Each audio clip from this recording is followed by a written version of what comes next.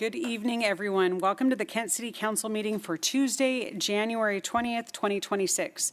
If you could all please rise and join me in the flag salute. I pledge allegiance to the flag of the United States of America and to the republic for which it stands, one nation, under God, indivisible, with liberty and justice for all. All right. Kim, could you please call the roll? Thank you, Madam Mayor. Mayor Ralph. Here. Council President Kaur. Here. Councilmember Boyce. Councilmember Boyd. Here. Councilmember Larmer. Here. Councilmember Michaud. Here. Councilmember Shoker. Here. Councilmember Troutner. Here. Thank you. Thank you. Next item is approval of the agenda. Are there any changes to the agenda? No changes from staff, Your Honor. All right, seeing none, a motion would be in order to approve the agenda as published. So move. Second. Got a motion and a second. All those in favor, please say aye. Aye. Opposed? Motion carries 6-0. I'm going to move right into public communications. This evening we have several items under public recognition. The first one is an appointment to the Kent Arts Commission. I am pleased to announce, and I believe we have in the audience with us this evening, Galetti Tran Korea? Giletti. Yes. Got it. Sorry about that. Thank you. Giletti has lived in Kent for 9 years and currently works as a software analyst, and she lives here with her husband and 2 teenage sons as a mom of 2 boys that are no longer teenagers but went through that phase. That's a full-time job in and of itself. She's applied to the Arts Commission in her creative pursuits. She does painting and cake decorating. I thought that was pretty interesting. We are excited that you have applied and are looking to serve the community in the form of work on the Arts Commission. So, Council, that is on the agenda to approve. Would you like to come up and say anything? I didn't get a chance to check with you ahead of time. No pressure.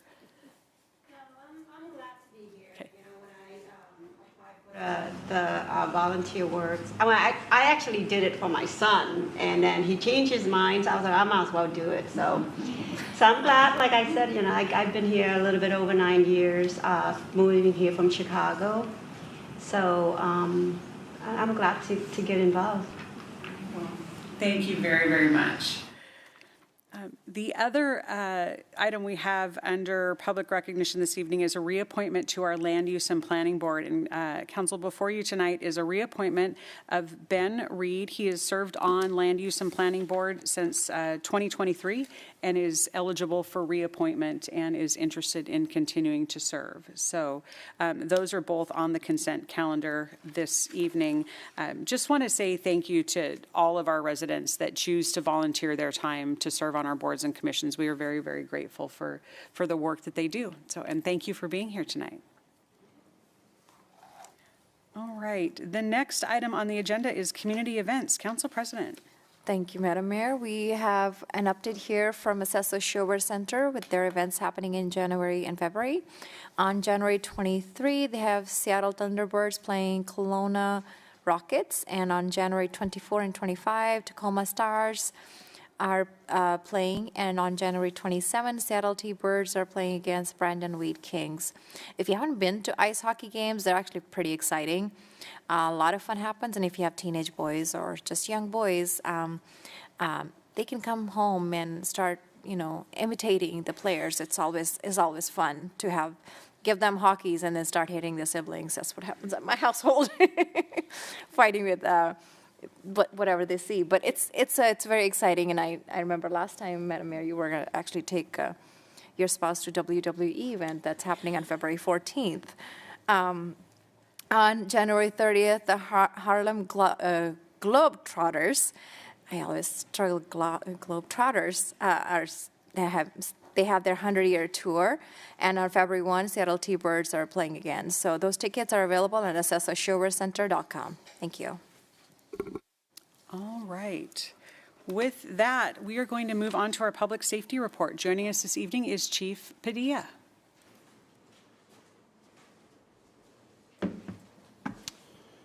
Good evening, Madam Mayor, members of the City Council. It's my pleasure to bring you this year's first public safety report. And it'll be all good news, and it'll be relatively brief. We have 2 swearing-ins to do tonight of our two of our newest officers. I'd like to call up Officer Michael Curry and Officer Nicholas Heath, please, up front.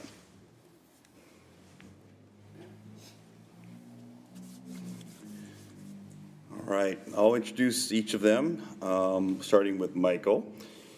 He is from, he says his roots are firmly planted here in Washington, born in Bellevue, but he has spent most of his life here in Kent, where he currently resides. Growing up, he moved around quite a bit, which led him to attending 5 different high schools, ultimately graduating from Liberty High in 1999. Before Kent, he had a successful and rewarding career managing technical support teams within the data software industry. When we asked him about why he chose Kent, I will read what he said. It's a little different than what you normally hear me report out on our swearing-ins. Here's what he wrote. A simple answer is because I want to serve and give back to the community I call home. However, beyond just calling Kent my home, Kent PD also holds a special place in my life due to the loss of my youngest son, Gabriel. Gabriel lost his life on the night of July 11, 2023, due to a speeding, impaired driver. That night, one of the first officers on scene was Officer Will Morrison. Officer Morrison visited our house a couple of times after the crash. The level of compassion, humanity, and empathy he showed my family truly stuck with me over the next year and a half as I mourned my son's death and tried to figure out how I wanted to serve and give back to the community. In the fall of 2024, I participated in the Kent Police Community Academy. On the very first night, one of their officers was talking about being in law enforcement and said, "We go to people on their very worst days and in their very worst moments." He writes, as soon as he heard this statement, he thought about Officer Morrison, how he showed up for his family, and that was the moment he knew he wanted to pursue a career in law enforcement, with KPD being at the top of his list for where he wanted to be. So that's his reason why. In terms of family, he's married to his beautiful wife and beautiful and incredibly supportive wife, and they have 3 wonderful children who I'll ask him to introduce here shortly. For fun, in addition to spending quality time with their kids and attending their various events, he and his wife are also avid live music fans, primarily enjoying blues and soul, though they occasionally venture into rap and hip-hop. Additionally, they enjoy attending Kraken, Seahawks, and Mariner games when possible. Something notable or interesting about himself, he wrote, "This is a tough answer, but I guess a fun fact would be that each of my dogs has a full, proper name." So it goes Professor Lincoln J. Wolfington, Duchess Layla A. Wimperson, Lord Leopold B. Why'd you make these so hard? Wigglestein, and Countess Lolita Tres Manchidas.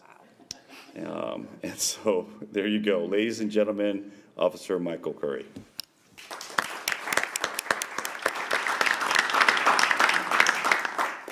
Michael, would you like to introduce your family? Yeah, so my wife there, Shelly, my son Jaden, my daughter Sophia, she's not here, she's off in college in Missouri. Behind her I have my sister Nina, my 2 nephews Bradley and Colin, and my brother-in-law Wyatt. All right, welcome, thank you for being here. All right, next up we have Officer Nicholas Heath. He grew up in Grand Junction, Colorado, and he played all kinds of sports when he was young, basketball and football. He liked to ski and kayak as well.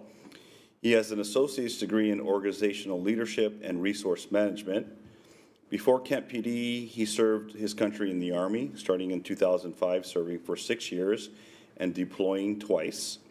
Following the Army, he worked as a territorial sales manager for 11 years, selling equipment to government agencies. We asked him why he chose Kent, and he wrote, "I chose KPD because of the people. I've met a lot of great individuals while in training and look forward to meeting more people around the city."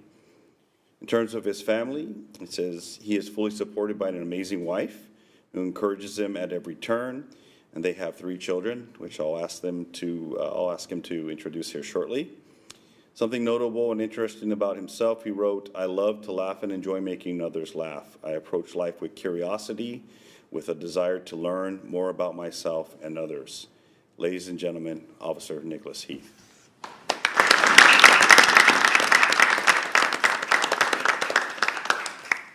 Nicholas, would you like to introduce your family and friends?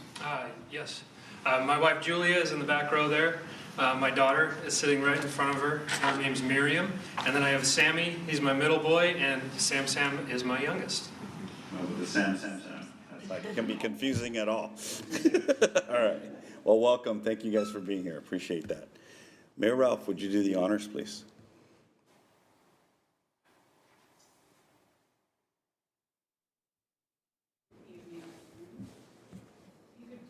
Raise your right hand and repeat after me.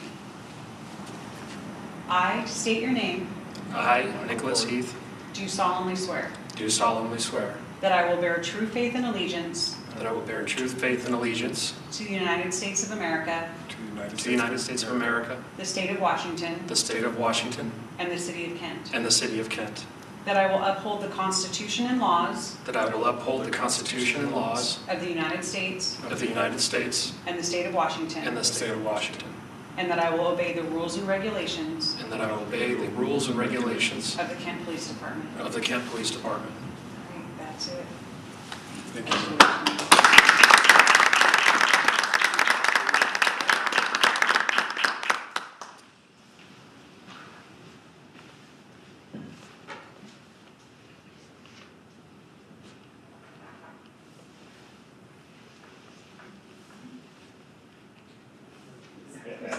This is the test.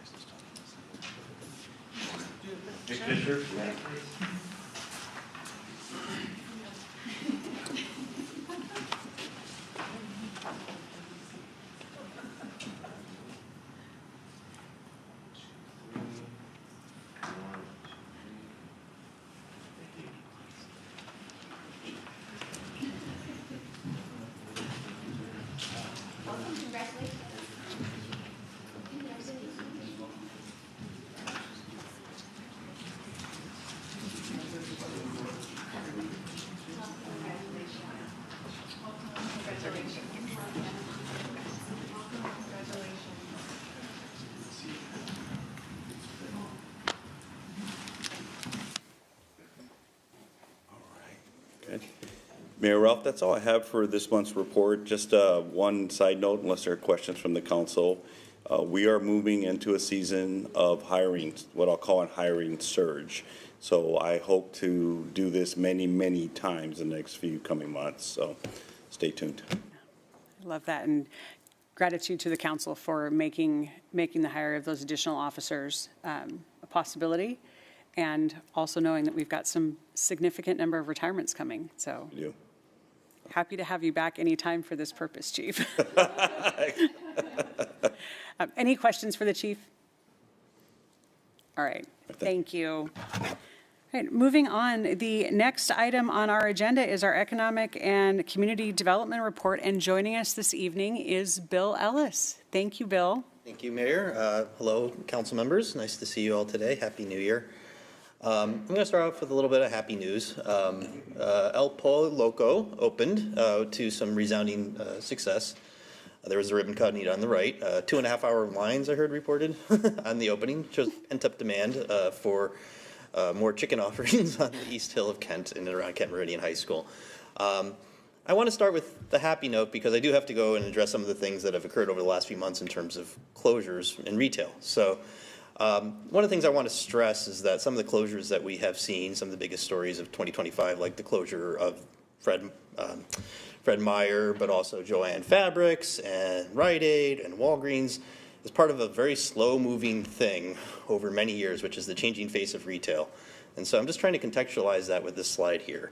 Hudson Bay Company, I don't know if many people are familiar with it in Canada, very large department store chain, almost 4 centuries in business of history. That's quite a long time. They're sort of like the Macy's or Kohl's or pick your department store in Canada, and that was Hudson Bay Company. They shut down all their stores in 2025. And it points to something that's been changing in the nature of retail and how do people shop. That same set of factors between online shopping and people looking for experiences and kind of moving to larger centers for retail, it's also something that's been taking place in pharmacies. So in the map on the far right there, it's over 16 years, but more than 1 in 3 pharmacies in the United States closed, right? And so some of the model of how we sell toothpaste or basketballs or air valves and beauty cream and food product and all of that in one giant 200,000 square foot store isn't quite the model it once was. So that's why Kroger for a lot of years was looking to merge at a national level. And when they were thwarted in that, they exercised this decision on many different stores in the Puget Sound area, including Kent's, with negative impacts and consequences for residents on the Kent's East Hill. We are in communication regularly with the brokerage outfit that was hired by CBRE in Cincinnati. The local brokerage chain is Leibson and Company. Cincinnati has the overall national portfolio for all of the Kroger closures and Kroger had been losing market share for some time at a national level to more value discount stores like Aldi's and online. And I think one of the things that's sometimes difficult to process is that even small percentage change in the sales in an individual store, it might be something you might not notice to the profitability and your experience or how busy a place is, totally changes the value of whether or not at a national level this is the direction you're looking to go in. And so one of the things that we've been doing just locally is something that probably traces the steps that Kroger was looking at a national level, which is analyzing where do people shop, or where are they likely to shop. And so this is something we just made in-house on GIS. What is the closest store for East Hill residents before and then after this Fred Meyer closure? So as you can see, for only about 8% of East Hill residents, Fred Meyer was the closest store. If you just measured the closest transportation, car route from a house to the front door of Fred Meyer, obviously more people are shopping there than 8% of East Hill of Kent. But QFC was only 4% the closest store. And this is the kind of thing that plays into a decision in Cincinnati when they're just looking at their data on their dashboard. They're going, where's the nearest Target? Where's Trader Joe? Where else do we own stores? We own QFC. Will our sales increase there? Will we lose exposure to those areas of department store that are less profitable and increase our sales at something like a QFC? So these are some of the things that go into the thinking of a retailer like Kroger. Again, this is a situation that is not great for the city in terms of the immediate impact, but one thing that I am a little bit positive about is that the level of interest that this site is receiving from a variety of either use the building or redevelopment opportunities is much higher than what I heard all those years when Tops Food was closed in the Kent's East Hill. Most importantly, and this is probably the most significant thing, the property owner themselves is interested and motivated to sell the property. Having their name with a broke, derelict store doesn't really say a lot for the company when they're trying to encourage sales at other locations around the area. So I think they have a business reason to seeing a quick turnaround and sale, which is very vastly different than a outside REIT purchasing a portfolio of commercial properties, one of which happens to include a former supermarket, and not really caring what the look of that former vacant supermarket is. They're just making the straight speculative play on the real estate. So I do think this will transact this year, and I do think we will see action and activity. I can't predict exactly what at this point in time, and it's not really my place to, but it is getting a lot of interest, and I think that speaks to larger fundamentals things about Kent, which I want to talk about. So one of the things is, what is our role? What can we actually do? So this is a bit of a clumsy metaphor, and please don't try to connect letters to silverware and goblets and plates. But I'm fond of saying that the city needs to set the table for investment. And when you talk about setting the table for investment, there's a lot of things that we just receive. There are received conditions. What is household income in your community? That's not something we directly as policymakers or staff control. We inherit where the existing South Center Mall is, where the shop, where all the cluster of auto dealerships are. So that's already received, and that kind of influences where businesses go. And then there's the trade areas. The trade area is just business speak for when I draw a little circle around the households and I look at the demographics of that area, do they match my consumer portfolio and my algorithm in my corporate offices in another part of the country? And then there's macroeconomic conditions. Is Microsoft hiring? Is Microsoft firing? Where is their headquarters? So these are some of the things that are beyond our immediate local control, but we need to take good stock of and really understand because how it will impact us. Then there's tools for direct intervention. There's taxes, there's the fees, what incentive policies, if any. I know we're highly constrained in the state of Washington around public gifting rules about adopting a lot of these.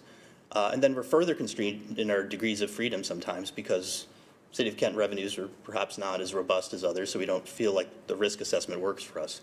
But that's some of the things that could be more direct. How do we choose our capital spending on common goods like streetscapes, infrastructure? All those design choices actually do play a role, and I'll go through that in a moment, on what makes sense where. I think you've heard also from the planning group, off-site improvements are also sometimes the types of things that go into a commercial real estate investment. The regulatory environment, policing, but also code enforcement. These are some of the things that help influence in a more direct way what the landscape looks like. So if you are an investor, or you're someone from a developer, and you're taking a windshield survey of a neighborhood for the first time, and you're looking out the window and you're going, does this feel like the place that also matches my algorithm? So there's a two-part of that decision. One is more important than the other. The algorithm tends to be the threshold choice. And then there's the second decision, which is the person driving around and then making sort of an instinctual, does this feel like my brand?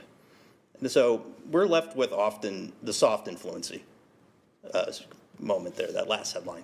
So the efficacy of just sharing what we know, talking to everyone in the permit process, monitoring the permit process, talking to people who are in the know, and listening to what our property owners and investors say. If I hear somebody chooses to pass on the Kroger site, I want to know why, right? And if they do choose, I also want to know why. I use those things to help present and frame a better case about why to invest in Kent the next time or to the next group I meet with. So to the first point, though, things that are received, things that are not really in our favor generally at this moment that we don't control, job losses in the region. So if you look on the right hand of the screen there in orange, you see San Francisco, Seattle, and Santa Rosa, California. So big tech hubs, their job postings on Indeed, all those tech jobs, double-digit drop, 35%. So the amount of hiring that is not happening is very noticeable in the Seattle metro right now. And one of the things that's been interesting over the last year is that those tech jobs have kind of stalled out in terms of hiring in our hub. But commercial real estate kind of felt like the Wile E. Coyote that had run off the cliff and was just bullish anyways because they're just used to population growth, they're used to hiring in the region. So projects were proceeding, and then the headline to your left is just from a couple weeks ago in the Wedgwood neighborhood, where a local independent grocery store was part of a big mixed-use development, $200 million project in the Wedgwood neighborhood, had all its approvals, everyone was very excited, and it's off. Why? Well, the development team said the fundamentals are just not there right now. I think what they're reacting to is jobs aren't there. The job growth cycle that has been underwriting the investment story for these big mixed-use projects in North Seattle and elsewhere isn't there now. So why are people still interested in Kent? I think they're still buying on the trend and property is scarce. But fundamentally in the immediate moment, we're not in a great place. Here's another example. I just picked some examples of parts of Kent where I think it's important to say this. Streetscapes do not determine what kinds of investment you can get, but they do influence of what feasibly can be built, or they constrain or shape the opportunities you have. So on the West Hill at the Sound Transit TOD station, lots of money has been spent creating a nice, receptive streetscape. That doesn't fundamentally change what's in demand on the West Hill of Kent near the TOD station, but it does make it more cost-effective to build there. Near the Sounder station, you can see in the streetscape there with the transmission lines in the right-of-way, those very large transmission lines.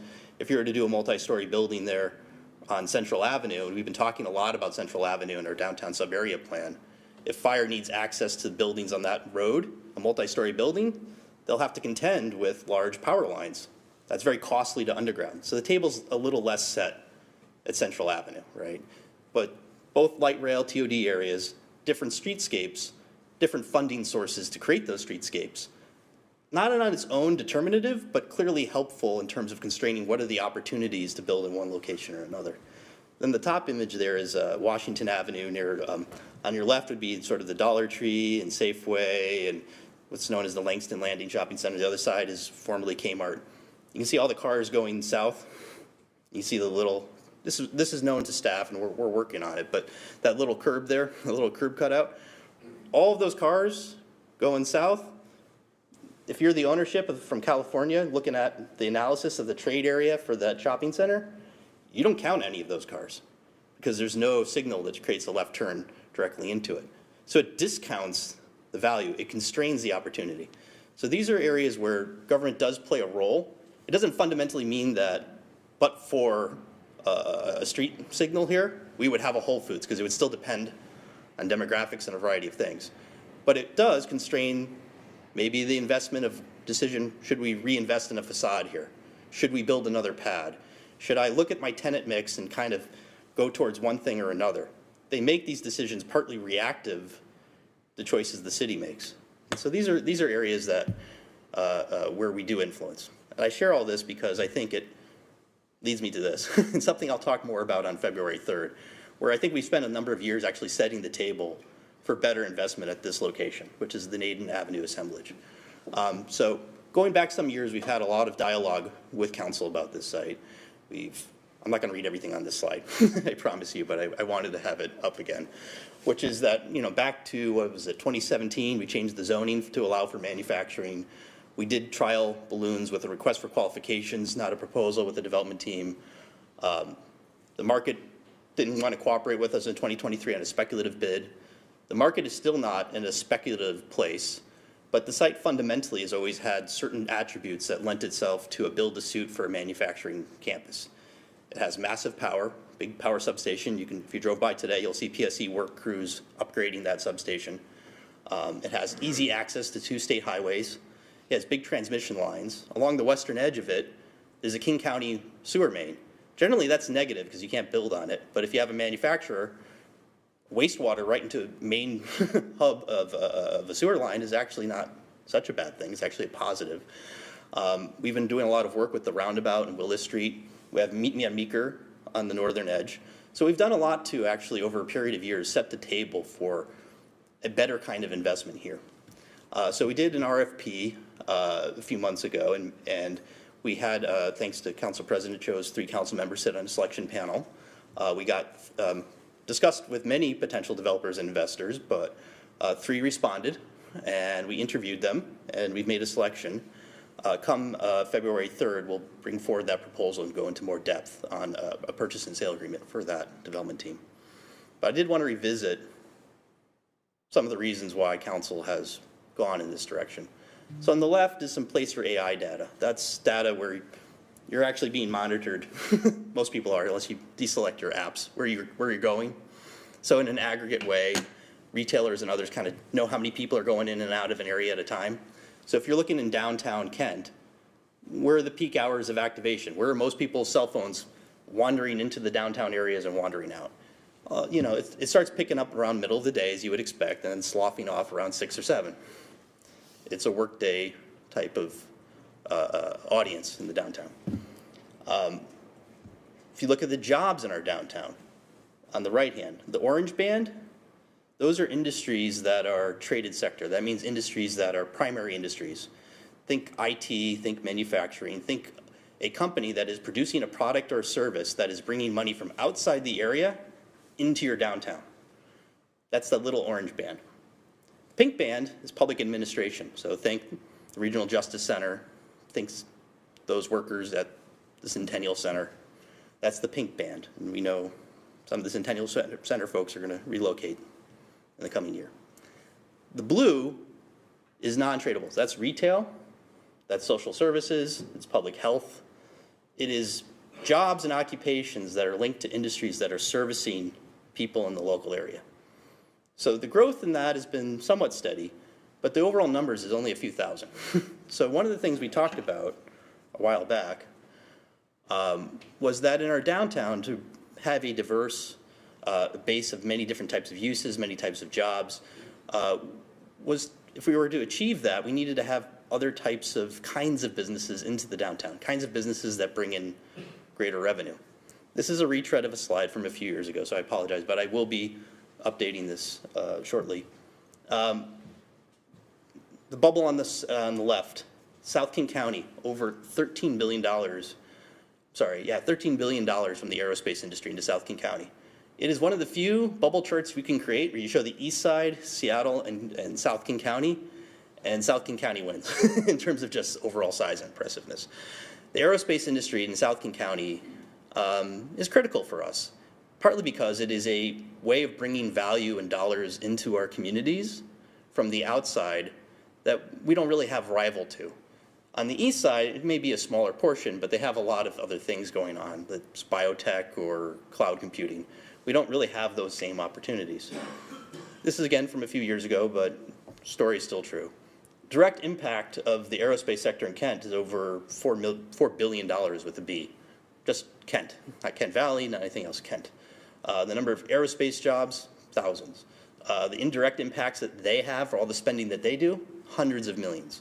The indirect jobs that they create, thousands. The induced jobs, that's the jobs that they indirectly support that then purchase other services. In that trade area story, thousands more, right? So if we're looking to increase the amount of economic activity in our downtown, aerospace manufacturing is the high value industry. In our backyard, we have the most chance of recruiting at this location and for benefit to our city and to our tax base. Why does that matter for a tax base? Well, if you look at, you have in orange there is the Kent Downtown Partnership boundaries, and in the fuchsia is the Regional Growth Center. If you look at our parcels downtown, how many of them are exempt from property tax? It's actually a shocking amount. Something like 63%, 63.7% of the square footage in our Regional Growth Center is exempt from property tax. Our Regional Growth Center is almost 2/3 exempt from property tax. Within this area, the need to actually generate revenue, pay tax, recruit primary industry, bring jobs with indirect and induced spending couldn't be more acute. This is something we're talking about in downtown sub-area plan as well. So these are all things that I think get to the why ahead of the what on February 3rd for the conversation about the proposal we'll receive. All right, so that's a lot, but Opportunity Zones 2.0. This is a federal tax incentive program that the City of Kent will need to pursue in the year 2026. The federal government created Opportunity Zones 10 years ago in 2016. I'm not going to do a deep dive on all the best practices, but I have been attending some trainings. We did not have any Opportunity Zones 1.0 in Kent. It was a process by which the National Federal Government Congress created a capital gains forgiveness program for investments in certain severely distressed census tracts that the governor's offices are tasked with creating the process of selecting. Washington State gave that responsibility to King County in 2017. King County put a lot of these tracts in Skyway and in White Center and in Soto and then in Federal Way. It's kind of like a map all around Kent, but not including Kent. I am very determined that the City of Kent, given the fact that almost 83% of our commercial land areas are likely to be eligible for Opportunity Zone 2.0, not be left out come application season, June and July of this year. Because once every 10 years, we don't get another opportunity at this. The state has not created an application process as of today. A lot of states are creating, through their legislators, sweetener programs, ways that state taxes piggyback on that. I think none of that will happen in Washington State. But within, if all other things are equal, and we know they never are, but if all other things were equal, the influence to choosing one location to invest versus another will be pretty clear for those cities that have opportunity zones and no capital and a pathway to capital gains forgiveness versus those that do not, right?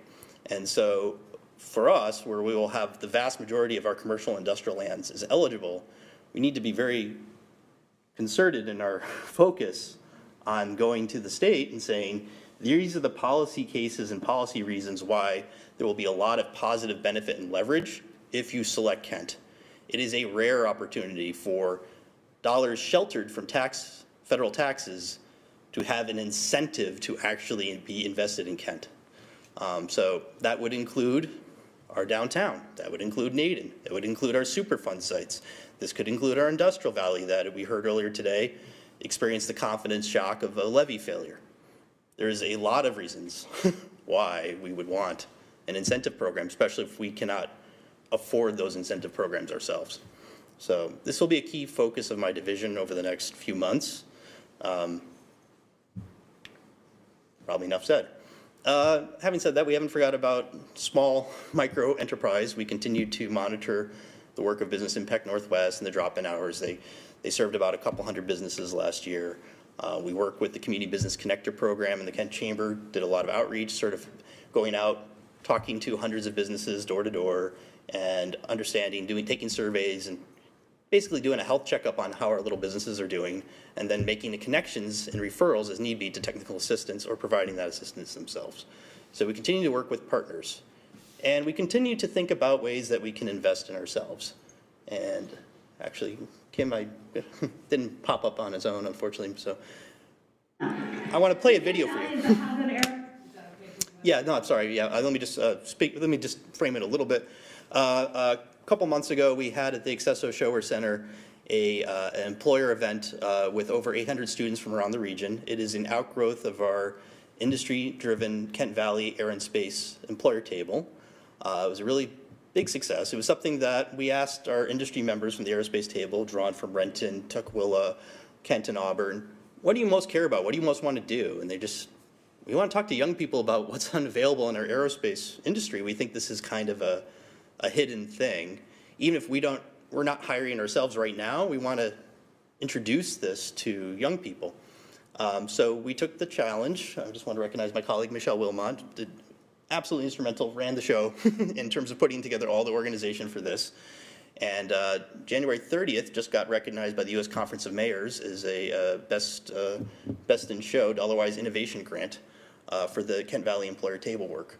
On the sidelines, I met with philanthropists who were kind of walking the floor, seeing what we were doing, talking to employers, and I just wanted to show a video here in a moment to kind of explain. The video does better justice than 1,000 words, so yeah, Kim, if you could please just hit play on that. I beg your indulgence for 2 minutes. Actually.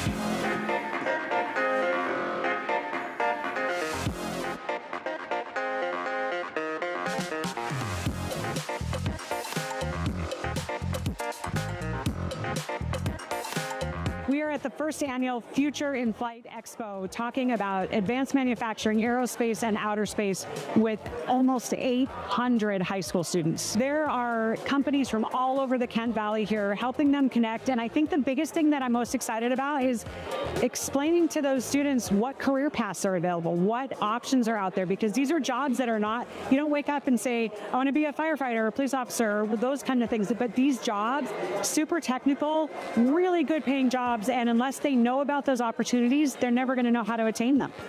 The Kent Valley is a hub of aerospace activities with a lot of the leading employers in the space industry as well as the aerospace industry. Boeing obviously has a presence here as well as Blue Origin and other companies. And it's really exciting for students to be able to see their future in these industries, whether it's designing the next rocket or spaceship, or whether it's building an airplane or contributing to the engineering of and design of our products. We're just really excited for students in this area in particular to have the opportunity to see the jobs that are located here in their hometowns that they could access in the future. Having an opportunity to be able to come and speak to over 700 students across Washington State or the South Puget Sound area, all in one location. They all have an aptitude or are interested in manufacturing and hands-on aligned skills. This is like the Mecca, right? We're able to come and share with them all the different opportunities that our company has available for them. We ensure that they understand the alignment of their academic programs to our critical skills, and we're able to engage with other industry partners who are looking for the same skills and supporting those students and finding opportunities there if it makes more sense for them. Yeah, I'm super excited to be here today. Students are very interested in the space industry, and many students were not aware of the large collection of space industry that we have here in the Pacific Northwest. So it's been really, like eye-opening for me as well. I find it amazing. It's pretty cool to be here, like being able to communicate with the people behind but what we see every day. It's really interesting. When you know more about it, it blows your mind. At my high school, we have a lot of aerospace activities. We have an aerospace class. We have a shop and we have a wood shop. And it's really important, especially for our youth, to be able to get these new opportunities. And especially for someone who is a woman in a field that is mainly male dominated, having these resources out there for everyone and just being able to see that aerospace is such a very diverse, very welcoming and accepting community. It's just really nice for me as a student and just really nice for me also as a woman. And it makes me feel very proud of where we are right now. Just a huge thank you to all of our sponsors that made this possible. This is not something that we could have done alone. We had incredible partners and sponsors and really, really grateful.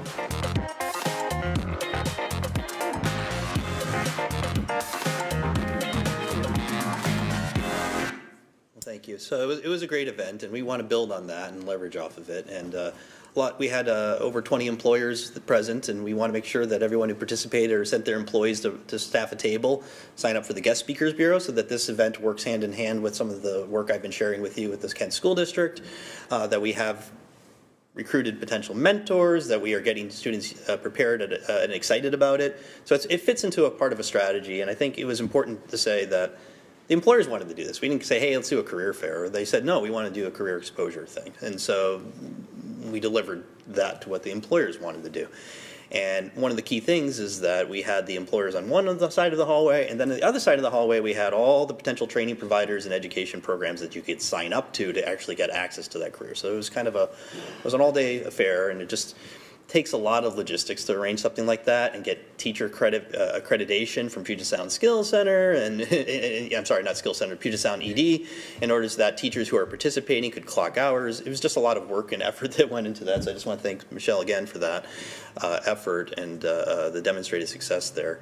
And just again point out that this nests into a larger strategy and vision for the city, which is this is our prime industry. How do we reinvest in it, reinvest in ourselves, our young people to be a part of that industry, and how do we make that exposure widely inclusive? I think these are all key things to share when we are thinking about fundamentally what's going to move the needle on things. It actually comes back to who lives in your community, what types of careers do they hold, what can they invest in, where do they shop, what do they do, all of those things. When I talk to a housing underwriter, top 3 question, what are the jobs like in Kent? What's the employment projections? What are the education levels? All of that goes into underwriting into whether or not any type of housing project pencils. So it is, to me, a fundamental thing upon which a lot of other things rest. And with that, last slide says questions. Oh, no, I don't want to do that again. So thank you. Yeah. All right, Bill, thank you so much. Council, any questions for Bill?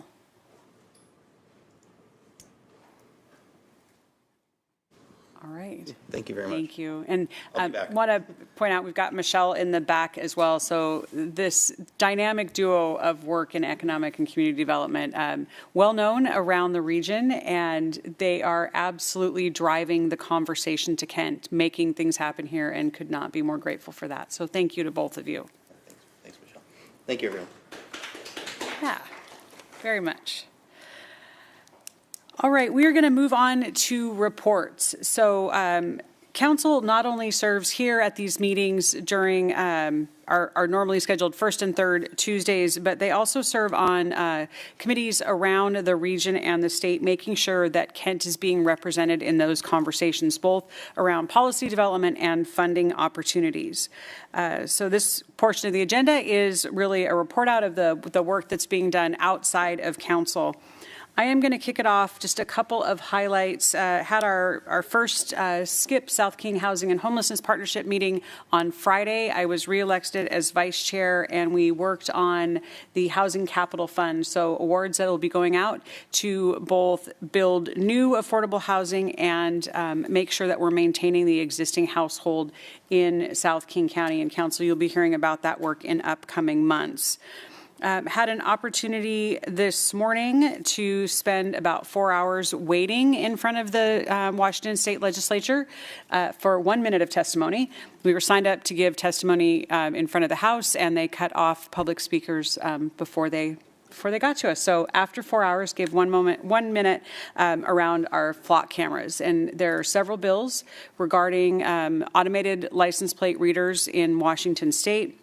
The two big concerns that the city has is around retention and how long we have access to those records. So both bills that have been presented in both the House and the Senate have a 72-hour window. So that means if our officers don't access that video within 72 hours, they no longer have access to it. And as you can imagine, when you're investigating a crime, sometimes it takes more than a couple of days to know what you're looking for and to track things down. So we did ask for an amendment to that to extend that to 30 days. The other problematic thing in both of these pieces of legislation is the limitation on misdemeanor crimes. So the bills both are indicating that the cameras can only be accessed for felony level crimes. That leaves a lot of pretty serious crimes on the table that we would no longer have the ability to use the flock cameras for. So those are the two amendments that we asked the Senate for in our testimony this morning, and then because we didn't get the opportunity to testify in the House, sent a letter to those committee members asking for those two amendments to that legislation. As you can imagine, spending a majority of time these days on what's happening in the legislature. Shout out to Kyle Moore and all the work that he has been doing in getting everybody organized and in place. Over 200 bills that we're currently tracking. It's overwhelming, and things are moving very, very quickly, getting set for hearings. They're moving through those committee meetings quickly, and I talked to the mayor of Normandy Park, who was also signed up to testify on a bill today and got cut off before they allowed him to speak. So that seems to be a little bit of a theme. So we're going to keep working to make sure that Kent's being represented at the legislature. Final thing I want to mention, late this afternoon had an opportunity to meet with Senator Patty Murray, along with the mayors of Tukwila, Pacific, council member Stephanie Fain, and the King County executive to do some debriefing around flood response and then what recovery looks like and what will be needed.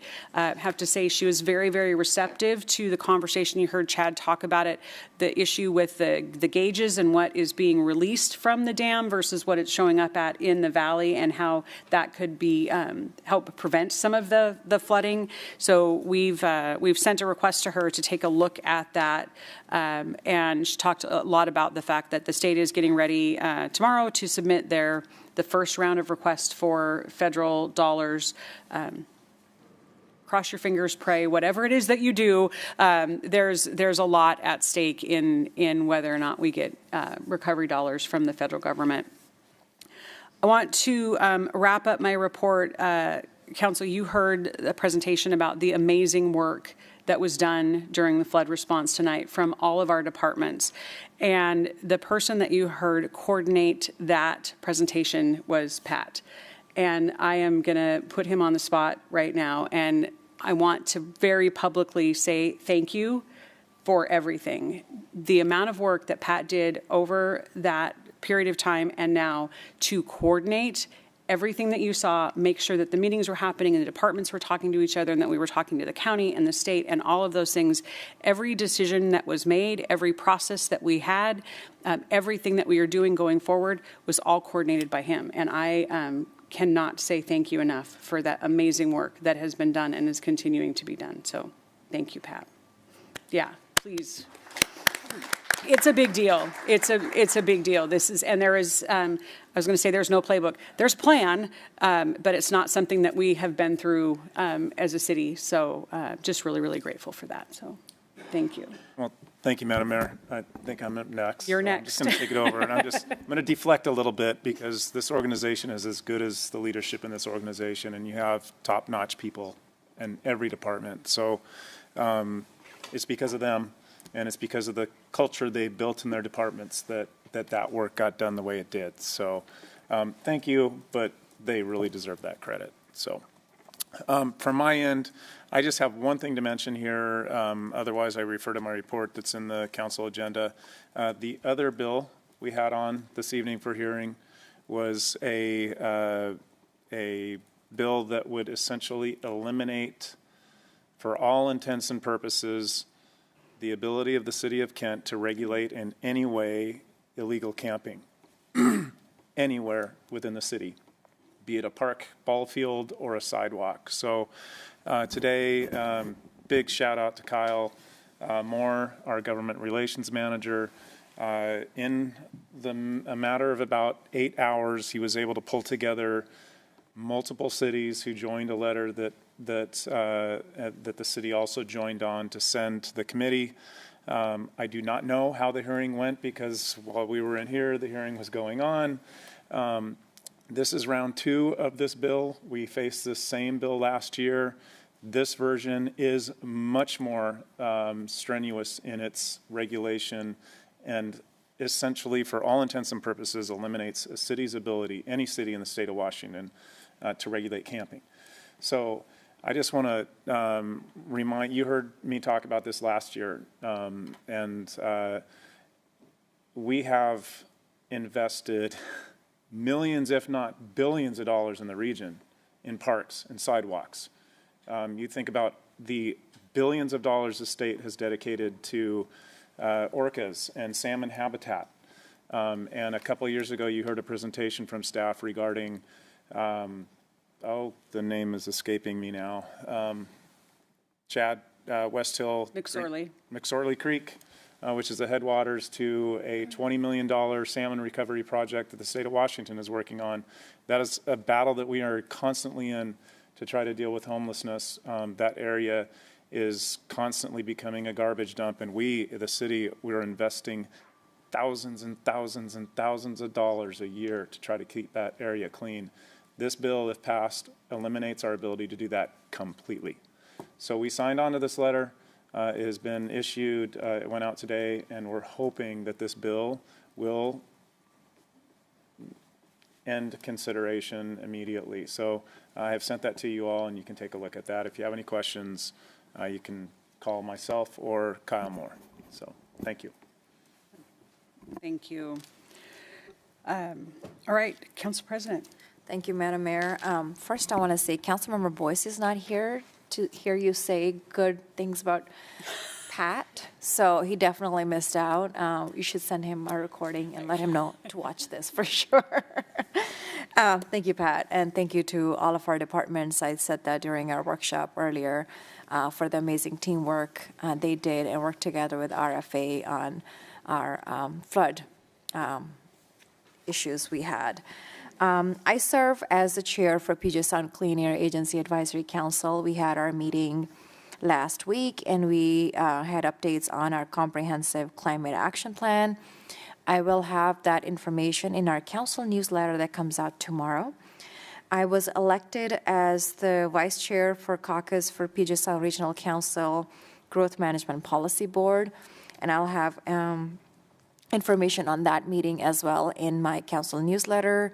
As we mentioned earlier in our council workshop tonight, we had a very thorough presentation on all the work that went through during flooding and how all of our departments worked together and how they were all coordinating and communicating with our residents and ensuring that our businesses and residents were safe. So please watch that on Kent TV 21 on our Facebook page and or on our YouTube. And with that, I'm going to go ahead and get started with my colleagues on our council reports, and I'm actually going to change it up and start on this side. Councilmember Troutner. Thank you, Madam President. I am the subject matter chair for Public Works. We had one item earlier this evening, and there will be information on that in the newsletter that will go out tomorrow. I am also on the Regional Transit Committee. We are not going to meet tomorrow so that members will have an opportunity to attend the Association of Washington Cities Action Days in Olympia tomorrow. And I am also chair of the Puget Sound Regional Fire Authority Governance Board, and we will have our regular meeting tomorrow evening. That is all I have. Thank you. Thank you. Councilmember Boyd. Thank you, Council President. I sit on the Advisory Council on Aging and Disability Service, and also I sit on the Arts Commission Committee, and I also sit on the Local Hazardous Waste Management Program Committee. And at all three of these meetings, I took down notes, and a lot of this information will be conveyed on my newsletter that will be coming out tomorrow. Thank you. Thank you. Councilmember Larmer. Thank you, Council President. So I'm the subject matter chair for Economic and Community Development. We had one information-only item earlier this evening. It was an introduction to Phase 2 and 3 of our Recode Kent effort. So you can catch information on that. We got a lot of detailed information about what's going to be included in these phases. You can watch the Committee of the Whole meeting playback for some of those. I also serve on the King County Growth Management Planning Committee, and we have not met yet this year. So I'll have more on that when we do. Thank you. Thank you. Councilmember Michaud. Thank you, Madam President. I serve on the Human Services Commission, and at our January meeting, we had brief presentations from 4 organizations: Indian American Community Services, Open Doors for Multicultural Families, Orion, and the Chinese Information Service Center. Also, this is a grant application year, so the Commission is gearing up for that. Grant applications open up on March 2nd, and they're open until April 6th. Staff is holding multiple application assistance workshops, and they're always available by phone or email. And you can email them at humanservices@kentwa.gov if you want to attend those workshops. Thank you. And Councilmember Shoker. Yeah, so the past couple of months, I had the opportunity to meet with so many folks across Kent and really get to know folks and their concerns and priorities and what they want to see out of the city. And now, since being sworn in, I've been doing that more internally and meeting with city staff and spending the last couple of weeks really knowing how the internal processes work. Thank you, and we'll make sure to get you on some boards and commissions in the future. So thank you.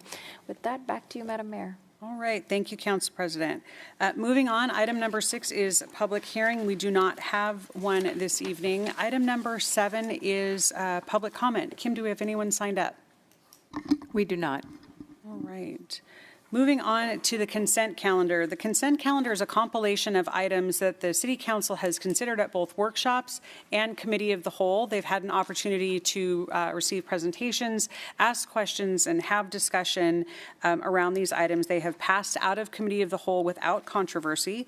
Tonight, we have items A through M. Is there a motion to approve the consent calendar? So move. Second. Got a motion and a second. All those in favor, please say aye. Aye. Opposed? Motion carries 6-0. Item number 9 is other business. We do not have any, nor do we have any bids or an executive session, so that brings us down to the bottom of the agenda. And with that, we are adjourned. Have a good evening.